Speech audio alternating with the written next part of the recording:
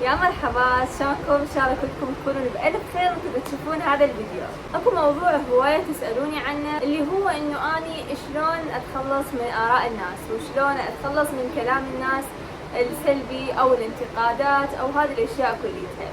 انا هذا الموضوع عانيت من عنده كلش هواية. من الصغر اني ينتقدوني على لبسي، على شكلي، على اكلي، لان قبل كان مختلف من أنا صغيرة يعني، ومواقف إنه هي تجرح، لأنه للأسف إحنا البشر أكثر شيء يجرحنا هو البشر مثلنا. يعني مثلا ما راح يجي حيوان يباوع لي بنظرة ما فأني أنزعج وقلبي ينكسر لأن هذا الحيوان باوع لي هيجي، ما راح يأذينا. ما مثلا إذا جتي هبة رياح علي راح أضوج وأطنقر يوم كامل، هذا الشيء ما راح يصير. فللأسف إحنا الشيء اللي يجرحنا فعلا واللي يأذينا فعلا هو تصرفات البشر اللي مثلنا. بس قبل لا نفكر انه احنا شلون ما نتأثر، خلونا نفكر اول شيء هي هاي الحياة بيها قوانين لو هيك تايهة. ربنا من خلقنا وخلق هذا الكون كله وخلق هذا الجبال والانهار وكل هذا الكون لما خلق او الدنيا والاخرة هو خلق قوانين. حاشا لله انه يخلقنا عبث او يخلق كل شيء عشوائي. كل شيء بيه قوانين، التعامل مع بعض بيه قوانين، تعاملنا ويا نفسنا بيه قوانين، تعاملنا ويا الطبيعة بيه قوانين، تعاملنا ويا الحيوانات، كل شيء اكو بيه قوانين. لهذا الحياة المفروض تكون حلوة، لأن رب العالمين خلقها بطريقة منظمة وخلق كل شيء متوازن، وخلق البشر داخلهم فطرة سليمة تعرف شلون تتعامل بطيب ويا الآخر وما تأذي الآخر. بس المشكلة إنه موجود الشيطان، وحتى إذا الشيطان ما يتدخل بهاي اللحظات اكو ناس للأسف هم اكتسبوا الشر او اكتسبوا الاذية للاخر ويحبون انه هم يسوون هذا الشيء. وبالطب النفسي اصلا درسنا انه بعض هذول الاشخاص يكون هم عندهم مشاكل نفسية فعليا، فمن يأذون الاخر ومن يحسسون الاخر انه هو اقل منهم وانه هم احسن منه رغم هم مو احسن منه. يعني اكو شخصية درسناها باضطرابات الشخصية بالطب النفسي انه هذه الشخصية كل متعتها بالحياة انه تحسسك انت اقل منه. ليش يسوي هذا الشيء؟ لان انت منافس اليه يحسك فيحاول يقلل منك حتى يحس نفسه هو يبقى الافضل. فهذه اضطرابات نفسية وهذه امراض نفسية حقيقية، مو انه هي مجرد والله هي ذبت كلمة وخلاص، لا، كل كلمة تنذب وراها بداخلها شيء يعكس هذا الكلام، لان ما بالداخل يطلع للخارج. اذا كان الداخل زين راح يطلع للخارج زين، واذا كان الداخل مو زين راح يطلع للخارج مو زين، سواء بلفظ او بنظرة او بتصرف او بايا كان، ممكن ويا الشخص ويا نفسه او ممكن ويا الاخرين. فهاي الشغلة خلونا نتفق عليها اول شيء، انه مو كل شيء يصير هو لان انت مو زين فعلا، او كل كلمة تتوجه لك لانه هي فعلا موجودة لي. هواية على مدى سنوات وجودي بالسوشيال ميديا تعرضت لانتقادات، تعرضت لهجمات، تعرضت للكلام، بس رب العالمين يعرف هو شنو، وبس رب العالمين يعرف حقيقة الكلام اللي يحكوه هو شنو. والناس اللي تحبي هم تعرف هذا الشيء، لأنه مثل المعاشرين يعني انتم خصوصا اللي على اليوتيوب يختلف عن باقي المواقع، لأنه هنا نقضي وقت أكثر سوا، أكون على طبيعتي أكثر وياكم، لأنه أكو مجال واسع للفيديو، مو مثل الانستغرام بالذات دقيقتين أنزل فيه. فالكلام اللي يحكوه كانت مرات انه افكر هل معقولة اني هواية من المرات لما اني انشر اشياء دينية او تصرفات اني دا اسويها دا تغيرني، مثلا نشرت عن الحجاب، مثلا نشرت عن الصلاة، يجون يقولون انت تستغلين غطاء الدين في سبيل تشتهرين في سبيل هواية اشياء. فكنت انقهر، فعلا كنت انقهر. وبعدين رب العالمين فهمت من خلال القرآن اللي منزله انه اكو قانون بالحياة اسمه الحلال والحرام، هذا الشيء الوحيد اللي موجود بالحقيقة. اي شيء ثاني هو ما موجود بهذه الحياة، العيب ما موجود، الانتقادات ما موجودة انه هي صحيحة، الكلام السلبي ما موجود، هذه كلها هي اشياء مو من طبيعة فطرة الانسان. هاي الاشياء الانسان هو سواها لنفسه وهو اللي يسويها عمود يأذي بيها الناس الثانية، ممكن ما لهم دليل. اللي يريد ينصح نصيحة ما تكون على العلن، اللي يريد ينتقد نقد بناء ما يكون بطريقة جارحة. الكلام له اسلوبه والنصيحة لها اسلوبها. صحيح الدين نصيحة، بس اذا جيت نصحتي وحدة مثلا خلينا نقول بحجابها او بصلاتها او باكلها او باي شيء قدام مجموعة ناس، انت هاي سويتيها فضيحة مو نصيحة. يعني والله عندي حجاب الشعب ايش طالع وقدام مجموعة ومثلا ممكن ولد موجودين وياهم، هاي نصيحة يجوز أحد ما منتبه انتبه بسبب نصيحتك اللي تتوقعين إنه هي نصيحة. فهواي من الأشياء هي الإنسان يسويها، أكو ناس ما تنتبه إنه إذا تسوي غلط، وأكو ناس تدري هو غلط وده تسويه على متحسس الآخر إنه أنت أقل من عندي. هذا الشخص ترى ممكن يكون من الأهل، ممكن يكون زوج، ممكن تكون صديقة، ممكن يكون مجتمع، ما نعرف من يجي هذا الكلام.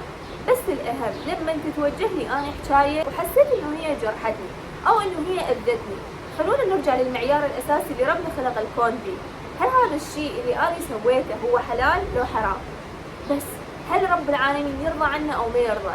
والإنسان بطبيعته مرتبط بالخالق ويعرف شنو اللي يرضيه وشنو اللي دا يعصيه من خلاله وشنو دا يتعدى حدود الخالق به، يعرف كل شيء. بس اكو ناس تقاوم هذا الشعور وتأذي، تقاوم هذا الشعور وتعصي عادي ما عندها مشكلة، بس بداخله يندم بعدين. لهذا رب العالمين يعرف انه احنا بشر خطاء ويسمح لنا بالتوبة ويشجعنا على التوبة ويتقبلها من عندنا. بس اكو ناس ما تحسب حساب لهذا الشيء، تحكي عن رايح والجاي، تغتاب بالكل حرفيا. يعني اكو ناس اعرفهم لو تمر دبانة يحجون عليها، ما يحسبون حساب باشر عقبة هاي الكلمة الصغيرة اللي قالوها شنو مصيرها بالآخرة اللي هي الحياة الأبدية هناك. فاللي علينا إنه إحنا كل واحد خليه يعرف حقيقته.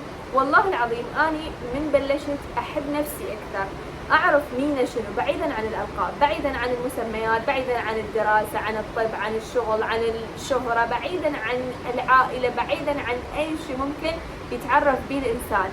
إنسان وحده، لأنه هو خلق وحده وراح ينبعث بيوم الآخرة وحده، ما حد راح يجي وياه، لا اسم راح يشفع له ولا أحد راح يشفع له ولا أي شيء بهاي الحياة دا يسوي راح يشفع له غير نفسه وغير عمله. فهنا إحنا مطلوب من عندنا نتعرف على نفسنا أكثر، أشوف أنا شنو الأحبه شنو الأكرهه، هل هذا الكلام اللي يقولوه عني هو صح موجود بي فعلا، أنا أدري إنه هو موجود بي، لو هم دا يتقولوا علي وخلاص. فوصلت مراحل الحمد لله والشكر لما عرفت نفسي حيل، لما دا يحجون أشياء أصلا إنه هم دا يحجون على غير إنسانة أصلا، لأن هذا الكلام هو ما موجود بي. أنا مينة، أنا أعرف نفسي، أنا أعرف حقيقتي، والأهم من إنه أنا أعرف ربي يعرف، وأنت كذلك. أي أحد بيأذيك بأي كلمة فوضي أمرك لله، لأنه ربك يعرف حقيقتك وأنت تعرفين حقيقتك. هذا الكلام اللي يقولوه هو ممكن مو بيك، والله العظيم مرات هو بيهم، بس لأنه هم يعكسون للناس اللي هم بداخلهم فيقولوا عنك بكل بساطة. أكو ناس إن هم يتمنون يصيرون مثلك بس ما يقدرون، لأن يشوفوك أنت أحسن منهم، فش يسوون؟ يحاولون يقللون منك بسبب اضطرابات الشخصية اللي حكينا عنها بداية الفيديو. الأذية اللي نحصلها من الناس أكو حاجز نقدر نوقفها وما نخليها توصل لنا، هم راح يحكون. وللأسف توصلت الأخير شغلة، أنا قاومت سنوات إنه أنا ما أريد الناس تحكي، ليش الناس تحكي؟ خلي لا تحكي. بعدين وصلت إلى مرحلة من معرفة الذات ومن علاقة بالرب اللي خلقني، إنه ما حد إله حق يحكم علي غير ربي، هو الحاكم الوحيد، هو مثل ما خلقني هو إله حق يحكم علي إذا أنا زينة أو مو زينة. بس إذا أنا زينة راح يكافئني، إذا أنا مو زينة يعاقبني. هذا الشيء الوحيد اللي أنا أسمح به، ربي هو اللي خلقني، هو اللي له الحكم بس. أما باقي الناس خلي حكمكم لنفسكم. مثلا أنت تقولين إنه أنت فاشلة، أوكي شو علي؟ هاي نظرتك أنت، أنا أعرف نفسي أنا شنو، أنا مو فاشلة. المشكلة اللي أذيك أكثر الناس القريبة من عندك اللي تسمعها تحكي عنك. اكو شغله كلش حلوه سمعتها، انه مرات احنا عندنا فالدائره هي دائره الامان عندنا، وانه احنا نحبهم ونثق بيهم، يجي يقول لك فلانه حكت علي هيك يمي. فهنا بهاي اللحظه انت المفروض تقولي لها، هي لو ما حاسه انه بيك مجال تسمعين دا تحكي عني ما كان حكت بكل بساطه، لان انت ما اشتركتي وياها بالكلام. لا والله انا بس سمعتها عمود اجي اقول لك لا، انت ما دام سمعتي وما دام ما دافعتي حتى انت اشتركتي وياها بالغيبه. ومثلا تصير مجموعه وهي عود مثلك تغتاب، تحكي مثلا انه فد وحده تقول فلانه شفتوها شلون هو، فوحده تقول استغفر الله العظيم ما نريد نحكي عليها. انت حكيتي عليها لانه انت بباطن الكلام انت اكدتي هذا الكلام المو زين اللي عليها، او خلي الله اعلم خلينا ساكتين. هذه التعابير هي مو ايجابيه، هي تعابير سلبيه راح توصل للمقابل انه انت تحكي على فلان، مو انه تتلفظ وتتحسب عليك غيبه. وهذا الكلام سمعته من ناس يعني افهم من عندي، مو من عندي جايبته انا. لما يكون اكو جلسة بيها كلام سلبي عن شخص ما، لا دافع. ما يصير انه احنا نسكت والله على ابو انه احنا ما مشاركين بالغيبة وخلاص، لا ادافع، لازم اني ادافع. لانه ليش اني اسمح لنفسي ادخل بهيك الشيء؟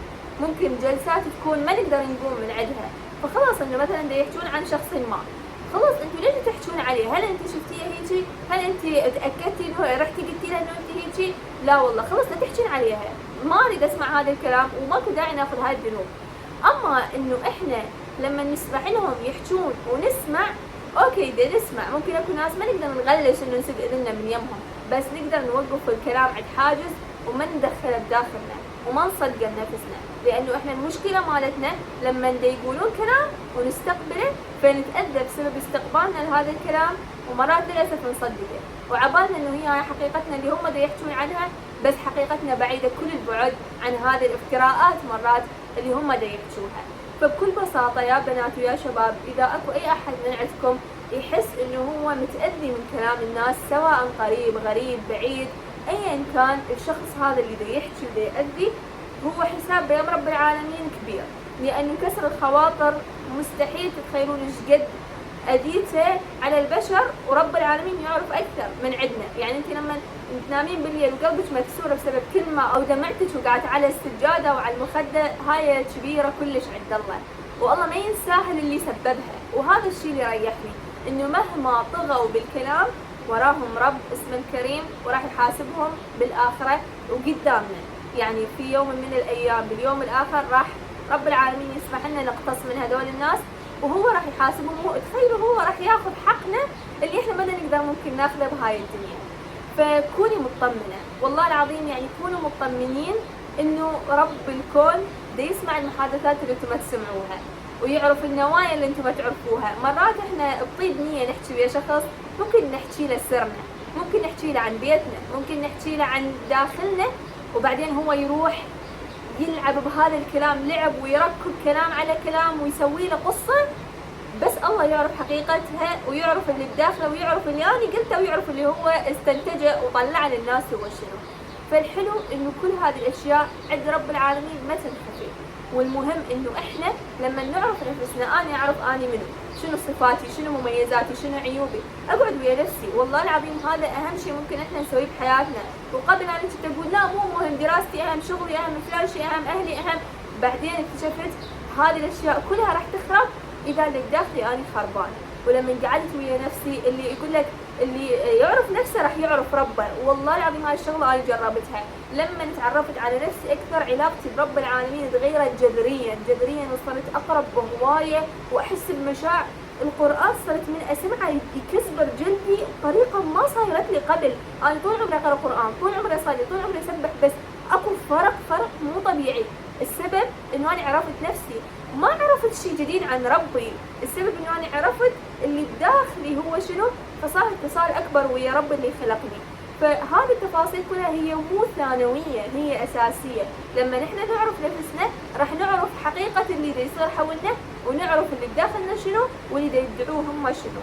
وبالنهايه اريد اقول لكم شغله، انه كملوا بطريقكم ما دام هو حلال، ما دام رب العالمين راضي، ما دام انه هذه الاشياء اللي تسووها تعرفون انه هي مو خطا. اكو ناس تمشي ورا العيب، اكو ناس عندها عيب انه تنقال اسم الزوجه، عيب تنقال اسم البنيه. وهذا الشيء لو فعلا حقيقي، النبي محمد عليه الصلاه والسلام ما كان عرفنا اسماء بناته، ما كان عرفنا اسماء زوجاته، كان ما وصلت لنا، مو صح؟ نعرف فاطمه الزهراء عليه السلام، نعرف زينب، ام كلثوم، زوجاته خديجه، عائشه، ام سلمه، زينب، هوايه من النساء اللي هم بحياه النبي، اللي هم ما فد يوم النبي استحى يذكر اسمائهم، ولا كان احنا ما عرفناهم. هواية اشياء يقولون انه هي غلط وانه هي عيب وانه ما يصير نسوي، بس بالحقيقة هي مو غلط ولا عيب، هي حلال. بس هم اللي يسووها بطريقة ثانية ويريدون يشوفوها بطريقة ثانية ويريدون يفرضوها على الآخرين بطريقة ثانية، على مود انه هم خلاص احنا دا نمشي اللي يريده. بس هو الأهم من رضاكم هو رضا رب العالمين. وهذا الكلام احنا لازم نفهمه زين. بس اهم شيء ما يصير نصادم ويا اهلنا، ما يصير نروح نعارضهم ونسوي فد مشكله كبيره، والله لين انتم كذا وانتم كذا. كل شيء يجي بالهدوء افضل، والتفاهم هو اللي يجيب النتيجه الحلوه للطرفين. مثل ما انت تريدين اهلك يفهموك، انت تفهميهم. مثل ما تريدين يعرفون عنك اشياء انت عرفي عنهم، انطيهم اللي يردوه واخذي اللي تريديه، فيصير تبادل بين الطرفين، ما حد يتاذى، ما حد يسوي مشاكل، ويصير تفاهم اكبر. اكو ناس مؤذيين، اكو ناس يهينون يضربون، اكو ناس يتعدون بطريقه الله ما يرضى بيها، هذه كليتها محسوبه عند رب العالمين. اذا اكو وحده مستضعفه فصوتها عند رب العالمين ينسمع، وخلي تقوي دينها قد ما تقدر وتقوي علاقتها برب العالمين. اذا ما تقدر تسوي كل شيء بهاي الحياه، لا تدرس، لا تاخذ راحتها باي شيء، حتى ببيتها ما تقدر تتنفس عدل، عندها متنفس وحيد اللي هو علاقتها ويا ربها بدون حدود. احكي له كل شيء، اشكي له كل شيء، على مود انه هو بالاخره من تروحي له يكون كله يعرفه وينطيك احسن مما كنت تستحقين بهاي الدنيا، ويعوضك عن الدنيا وعن اللي راح يصير هناك بالاخره ان شاء الله.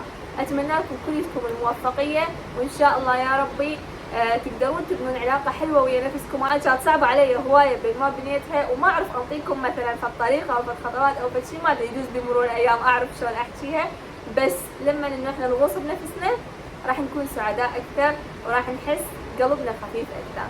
اتمنى لكم كل موفقيه، ودمتم في امان الله. باي باي.